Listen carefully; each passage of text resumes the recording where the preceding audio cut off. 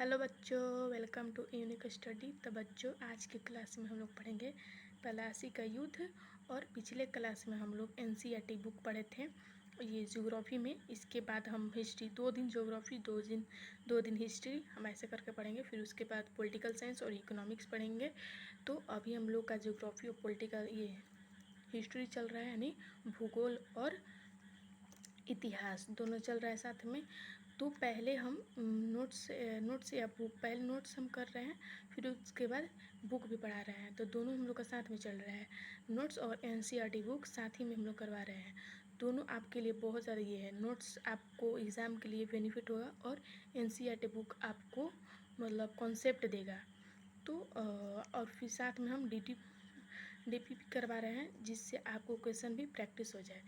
तो क्लास को स्टार्ट करते हैं। प्लासी का युद्ध कब हुआ था? 23 जून 1757 को।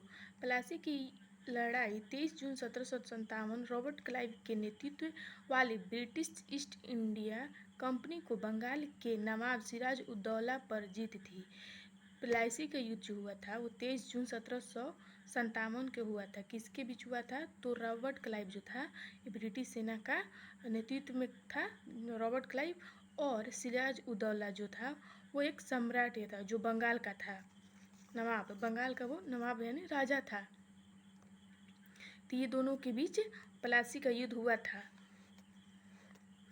प्लासी बंगाल में भागीरथी नदी के तट पर नदिया जिले में स्थित है। प्लासी जो है भागीरथी नदी के तट पर नदिया जिले में स्थित है।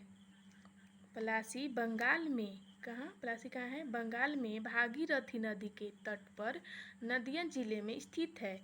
प्लासी का युद्ध ने अगले 200 वर्षों के लिए भारत को नीति तय कर दिए। मतलब 200 वर्ष के लिए भारत की नीति तय कर दी। नीति यानी प्रांत, और यानी प्रांत या किस्मत तय कर दी। अब हम लोग जानेंगे कि प्लासी का जो युद्ध हुआ था उसका कारण क्या था, किस कारण से प्लासी का युद्ध हुआ था।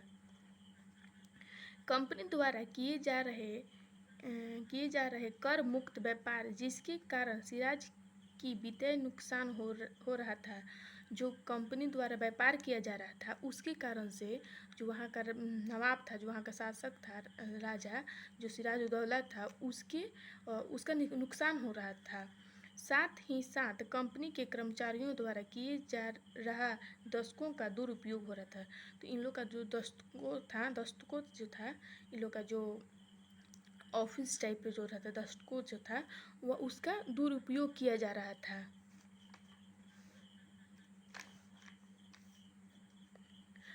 अंग्रेजी द्वारा बंगाल में फोर्ट विलियम फैक्ट्री की किलेबंदी। तो दूसरा रीज़न ये था कि जो बंगाल का फोर्ट विलियम था उस पर किलेबंदी हो गया। अंग्रेजी सेना द्वारा बंगाल पे का जो फोर्ट विलियम था उस पर किलेबंदी हो गया।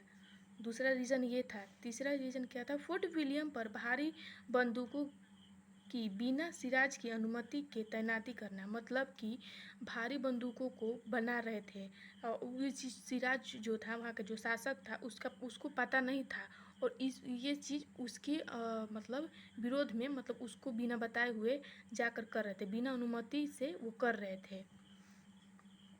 तीसरा रीज़न है अंग्रेजों द्वारा कृष्ण बल्ब को संरक्षण देना।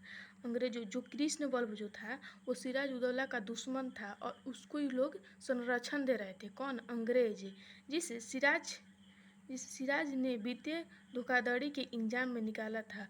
और जो मतलब जो कृष्ण बल्ब था वो सिराज को धोखा दिया था, और उसी के इल्ज़ाम में जो सिराज था, जो वहाँ का नवाब था बंगाल का, वो उसको निकाल दिया था, धोखाधड़ी के इल्ज़ाम में निकाल दिया था।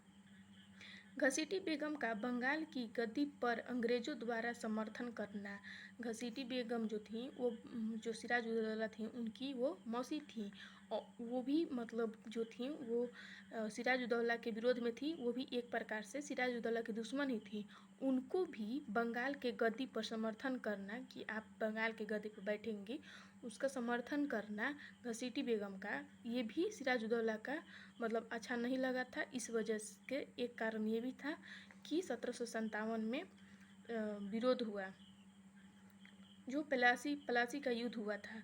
4 जून 1756 ईस्वी को कासिम बाजार की अंग्रेजी फैक्ट्री जीत ली गई।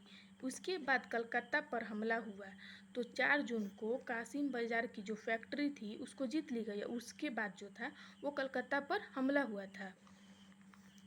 कलकत्ता का अंग्रेज गवर्नर रॉजर ड्रैक कुछ व्यापारियों, महिलाओं एवं और बच्चों को लेकर हुगली पर स्थित फुल्टा द्वीप में शरण लेता है।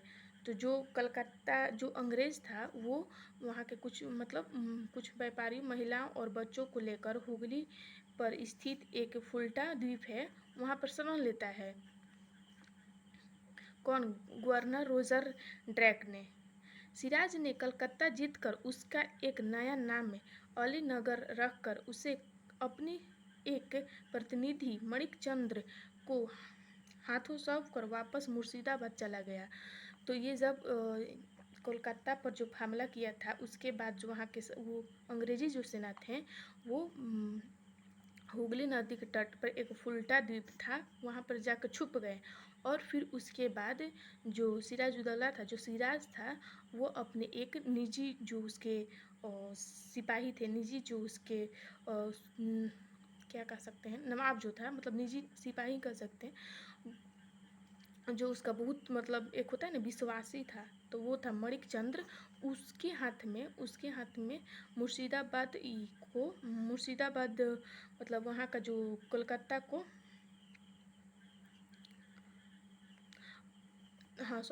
मुर्शिदाबाद तो वो चला गया था। अलीनगर को मणिकचंद्र के हाथों सौंप कर मुर्शिदाबाद वापस लौट गया। मतलब जब कलकत्ता को जीत कर एक नया नाम जब दिया, मतलब कलकत्ता जब जीत गया था उसका कलकत्ता के बाद एक नया नाम दिया उसका, तो उसका नाम था अलीनगर। अलीनगर को जो उसका प्रतिनिधि था, जो उसका निजी था, उसको वो जो मणिकचंद्र था उसके हाथों में सौंप कर वो मुर्शिदाबाद वापस लौट गया। यही मणिकचंद्र जो है वो लास्ट में इसको एक धोखा देता है। मणिकचंद्र को लोग धोखा देता है, जैसे कि अंग्रेज उसको घूस देकर कीन लेते हैं, अपने में मिला लेते हैं। इसका भी एक ये भी एक धोखा दिया था सिराज को, लेकिन अभी इसी के हाथे ये सौंप कर गया है, क्योंकि ये बहुत ज़्यादा विश्वासी करता था और विश्वासी था उस समय तक। कुछ इतिहासकारों के अनुसार सिराज के ब्रिटिशों की कलकत्ता फैक्ट्री पर हमला करने के दौरान काल कोठरी दुर्घटना घटित हुई। तो जो सिराज के जो इतिहासकारों जो थे वो उनका कहना ये था कि जो कलकत्ता में काल कोठरी पर हमला हुआ था उसके दौरान उन लोगों को एक छोटा सा रूम में बंद कर दिया गया था, जिसकी वजह से गर्मी की वजह से कुछ बहुत सारे गर्मी 146 लोग थे उसके में, और 23 लोग को बचकर 23 लोग को छोड़कर बाकी लोग मर गए थे। तो इस कहा जाता है कि वहाँ पे एक काल कोठरी में जो इन लोग का ये राजा था, ये जो मणिकचंद्र के हाथों जो सौंप के गया था, वो मणिकचंद्र इन लोग को एक काल कोठरी में बंद कर दिया था। उसी समय काल कोठरी में बंद कर दिया था। अब काल कोठरी में बंद करने के कारण इसको कहा जाता है काल कोठरी की दुर्घटना घटित हुई। इस कोठरी में 146 अंग्रेजों की भयानक गर्मी में कैद कर लिया गया था। तो 146 अंग्रेज थे, उनको इस काल कोठरी में कैद कर लिया गया था। एक छोटा सा रूम था जिसको काल कोठरी कह रहे हैं, तो उसको कैद कर लिया गया था। इसमें से 23 लोगों को छोड़कर, देखिए 23 लोगों को छोड़कर शेष सारे लोगों की मृत्यु हो गई। तो 23 लोगों को छोड़कर उस छोटे से रूम में 146 लोग थे, तो जाहिर सी बात है कि गर्मी की वजह से मर ही जाएंगे। तो 23 लोगों को छोड़कर और सब जितने भी लोग थे उतने 25 लोग जो थे वो मर गए, लेकिन 23 लोग उसमें से बच गए थे, 23 लोग बच गए थे। बचे हुए लोग में जेड हॉलवेट भी था, जिसने इस घटना को इतिहास के पन्नों में जगह दिलाई। तो उसमें से एक जेड हॉलवेट नाम का एक अंग्रेज था, जो इस घटना को इतिहास के बुक में, इतिहास के पन्नों में इस घटना को जगह दिलाई, कि बताया कि उस समय की रात ये भी हुई थी, काल कोठरी वाला घटना वो बताया था, जिसकी वजह से इसी के कारण इतिहास में इन लोग को इस घटना को जगह मिली। कलकत्ता पर पुनः अधिकार हेतु एक थल सेना कर्नल क्लाइव ने नेतृत्व में तथा एक जल सेना एडमिरल वाटसन के नेतृत्व में कलकत्ता पहुंची। मतलब एक बार फिर जो था ये लोग एक प्लानिंग किए उसके हिसाब से, मतलब कि कैसे लड़ा जाए। तो उसके बाद एक थल सेना और जल सेना जो थे, जल सेना उसके अकॉर्डिंग उन लोग एक नेतृत्व किए, मतलब एक षड्यंत्र रचे और फिर से एक बार कलकत्ता पहुँचे। इन लोगों ने मिलकर फुल्टा के शरणार्थियों शरणार्थियों को मणिक चंद्र को घूस देकर, बोले थे ना मणिक चंद्र को घूस देकर कलकत्ता पर एक बार फिर से अधिकार कर लिया। तो इन लोग जो थे कर्नल क्लाइव ये मणिक चंद्र को घूस देकर एक बार फिर से कलकत्ता पे अपना अधिकार कर लिया। तो मणिक चंद्र को घूस देकर, मतलब कहने का मतलब है कि मणिक चंद्र को कीन लिया। एक प्रकार से घूस देना कीनना ही होता है, एक तरह से मतलब कीन लिया। ये मणिक चंद्र मतलब मतलब होता है ना कि ये भी हो गया कि हाँ चलो अपने जो नवाब है उनको धोखा भी दिया और इन लोग से मिल भी गया। तो मणिक चंद्र को घूस देकर इन लोग कलकत्ता पर फिर से एक बार हमला कर दिए, मतलब अधिकार कर लिए। दूसरा पॉइंट है, अंग्रेजों ने सिराज के दरबार विरोधियों को अपना समर्थन प्रदान कर रखा था। सिराज के दरबारी विरोधियों में निम्नलिखित शामिल थे। इसमें से बता रहा है कि कौन कौन जो थे जो सिराज के और निजी थे और वो मतलब अंग्रेजों से मिल गए थे, जिसके कारण से 1757 का युद्ध हुआ। मतलब मिलने के बाद युद्ध हुआ, वो लोग हार गए, सिराज लोग हार गए।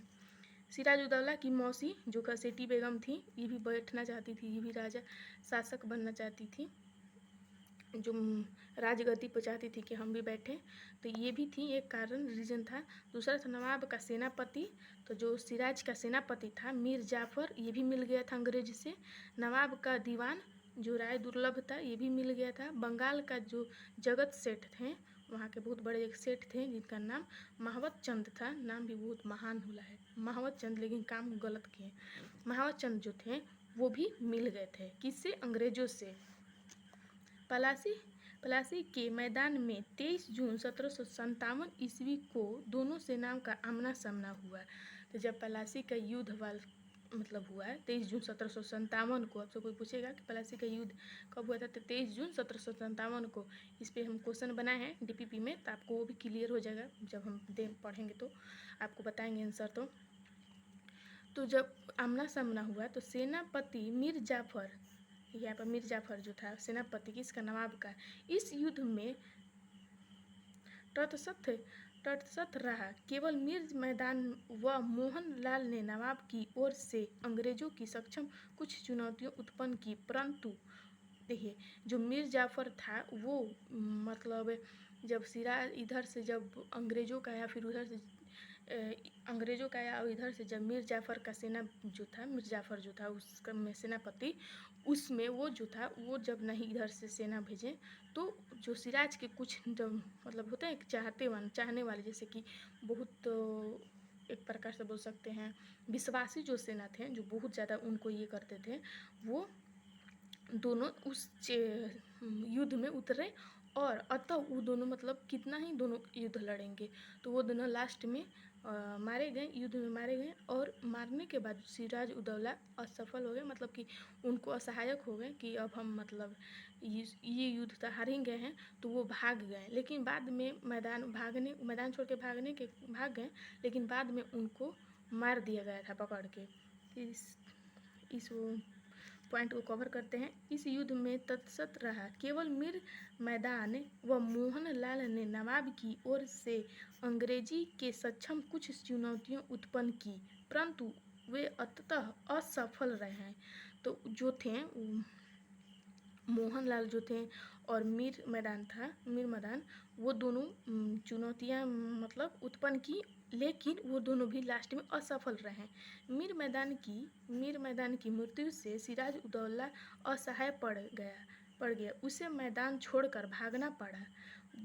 जब मीर मदान जो था उसके मृत्यु के बाद अब ये सोचा कि ये भी मर गए, तो सिराज उदौला जो थे वो मैदान छोड़कर भाग गए और अंततः उससे मार दिया गया। लेकिन उनको पकड़ के बाद में मार दिया गया, किसे? सिराज उदौला को। प्लासी के युद्ध के उपरांत ईस्ट इंडिया कंपनी ने मीर जाफर को बंगाल का नया नवाब बनाया, जो कि अंग्रेजों के द्वारा बंगाल में बनाया प्रथम नवाब था। तो जब युद्ध ख़त्म हो गया, 1757 का युद्ध जब ख़त्म हो गया, तो वहाँ जो वो था सिपाही जो था मीर जाफ़र जो था, जो सिराजुद्दौला का सेनापति था, उसको बंगाल का नवाब बनाया गया। लेकिन इसको बंगाल का नवाब नाम कर बनाया गया था। इसको मतलब जो अंग्रेजों जो थे इसको बस यूज करते थे, जैसे होता है ना कि अपने इशारों पर नचाना। तो ये बिना नाम का था कि हम बंगाल का नवाब बन गया है, लेकिन सारा काम उन लोग के अकॉर्डिंग होता था, तब ये करते थे। तो कहा जाता है कि जब दूसरे को धोखा दोगे तो ये अपने जो इनके राजा जो थे, इनके जो नवाब जो इनके थे सिराजुद्दौला, उनको ये धोखा दे दिए, तो इनको भी मतलब इज्जत थोड़ी मिलेगा। तो ये जब अपने को धोखा दिए तो इनको भी ये लोग कैसे समझ सकते हैं? ये लोग तो जान ही जाएंगे कि जब ये अपने को नहीं समझ हुआ तो हम लोग का कैसे हो सकता है। तो इन लोग इसको मतलब मीर जाफ़र को ये लोग अपने अकॉर्डिंग मतलब एक नाच नचाने लगे, जैसे कि जो अंग्रेज बोलते थे तो इनको करना पड़ता था, इनका उसमें कोई वैल्यू नहीं था। मीर जाफ़र को बंगाल का नया नवाब बनाया गया, जो कि अंग्रेज द्वारा बंगाल में बनाया गया प्रथम गवर्नर था। तो प्रथम जो नवाब थे वो किसके द्वारा बनाया गया था, मतलब कौन बनाया था? तो अंग्रेजों ने। किसको बनाया था? मीर जाफ़र को। तो पूछा जाएगा कि अंग्रेजों ने प्रथम नवाब किसे बनाया था? मीर जाफ़र को। अंग्रेजों ने मीर जाफ़र को आर्थिक रूप से काफ़ी शोषण किया। बोले ना, अंग्रेजों जो थे वो मीर जाफ़र को आर्थिक रूप से बहुत शोषण किया, बहुत इनको सताते थे, शोषण किया, रूप से शोषण किया। इसलिए उसे कर्नल क्लाइव, जो कर्नल क्लाइव थे, जो कर्नल क्लाइव अंग्रेजों से जो था, अंग्रेज का जो मेन लीड था कर्नल क्लाइव, उसका गधा कहा गया। किसको? मीर जाफ़र को। तब से कोई पूछेगा कि मीर जाफ़र कर्नल क्लाइव का गधा किसे कहा गया है? तो मीर जाफ़र का, या कर्नल क्लाइव का गिद्दड़। कर्नल क्लाइव का गिद्दड़ या कर्नल क्लाइव का गधा किसे कहा गया था? मीर जाफ़र को कहा गया। तो इतना पॉइंट आज हम लोग कवर किए। इसके नेक्स्ट वीडियो में हम हिस्ट्री का बुक पढ़ेंगे, क्लास 6 का आगे बढ़ाएंगे। तो हम साथ में देखिए, पहले नोट्स भी पढ़ा रहे हैं, फिर उसके बाद पूरा एनसीईआरटी कवर भी करवा रहे हैं, फिर देखिए डीडीपी ला भी दिए, डीपीपी भी है, तो सब हम मतलब करवा रहे हैं। आपको प्लीज़ मेरे वीडियो को लाइक शेयर एंड सब्सक्राइब कीजिएगा, क्योंकि बहुत ज़्यादा हम मेहनत कर रहे हैं, तो आप थोड़ा सा तो कर ही सकते हैं मेरे लिए।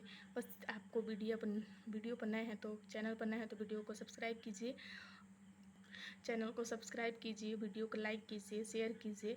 बस आपको इतना ही करना है, बाकी सब हम आपको करवा देंगे। और जो भी हम आपको करवा रहे हैं, डीपीपी करवा रहे हैं, नोट्स से पढ़ा रहे हैं, फिर बुक पढ़ा रहे हैं, तो आपको कोई भी एग्ज़ाम के लिए 6 से 12 या 12th के बाद जो कॉम्पिटेटिव एग्ज़ाम होता है एसएससी से रिलेटेड, जिसमें हिस्ट्री, ज्योग्राफी ये सब आता है, उस कोई भी एग्ज़ाम में आपको ये वीडियो, ये लेक्चर, ये नोट्स, ये क्वेश्चन आपको बहुत ज़्यादा बेनिफिट रहेगा, बहुत ज़्यादा बेनिफिट होगा, बहुत ज़्यादा आपको उसमें मदद करेगा कि हाँ वो चीज़ लड़ेगा। होता है ना, एग्ज़ाम में लड़ता है, तो उस चीज़ बहुत ज़्यादा इस चीज़ से लड़ेगा आपको।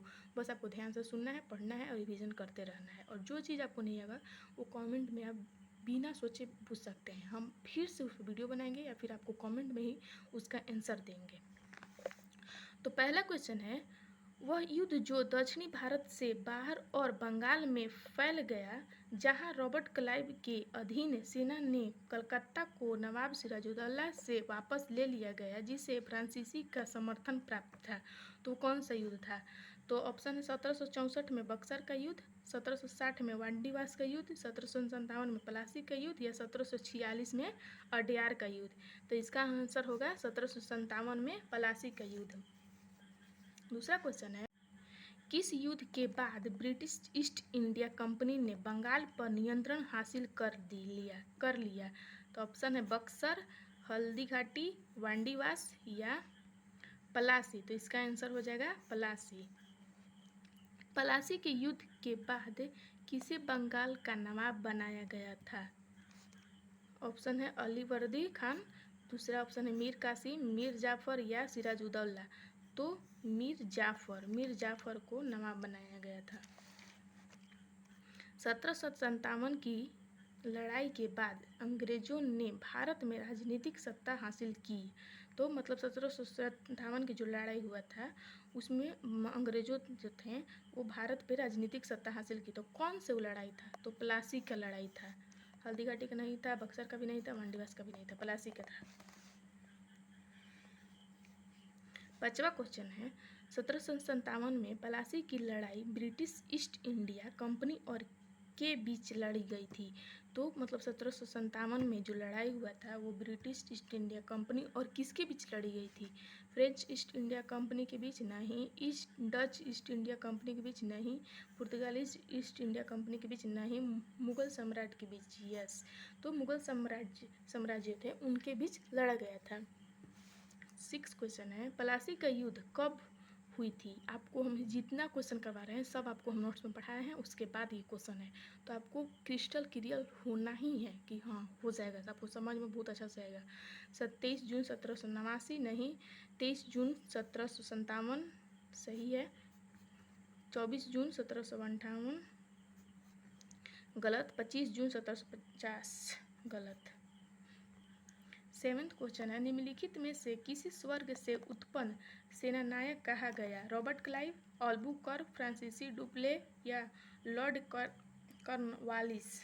इन लोगों का नाम भी अलग अलग रहता है तो रॉबर्ट क्लाइव को कहा गया था, क्योंकि रॉबर्ट क्लाइव ही आकर पूरा जो कि 1757 का युद्ध था उनका ही ये सब षड्यंत्र था, जल सेना थल सेना उनका ही था। रॉबर्ट क्लाइव के नेतृत्व वाली अंग्रेजी कंपनी द्वारा प्लासी का युद्ध 1757 किसके विरुद्ध लड़ा गया? सिराज उद्दौला, मुर्शिद कुली खान, अवध के निजाम या शाह नवाब। तो सिराज उद्दौला के विरोध लड़ा गया था जिसमें ब्रिटिश जीत गए थे। प्लासी का युद्ध किसके बीच लड़ा गया था? इब्राहिम लोदी और हेमू नहीं, ये हम लोग पढ़ेंगे वो लोदी वंश में। मराठा और ब्रिटिश सेना नहीं, सिराज उद्दौला और ब्रिटिश सेना। यस, अलीवर्दी खान या ब्रिटिश सेना नहीं। तो इसका आंसर सी होगा। तो आज के देखिए इसके आगे हम फिर नोट्स बनाएंगे, फिर तो हर चीज़ किसी चीज़ में ऐसा नहीं है कि मेहनत नहीं है। तो हम अगर इतना मेहनत आप लोग कर रहे हैं तो आप भी मेरे लिए थोड़ा सा मतलब मेरे वीडियो पर लाइक शेयर और सब्सक्राइब कीजिए।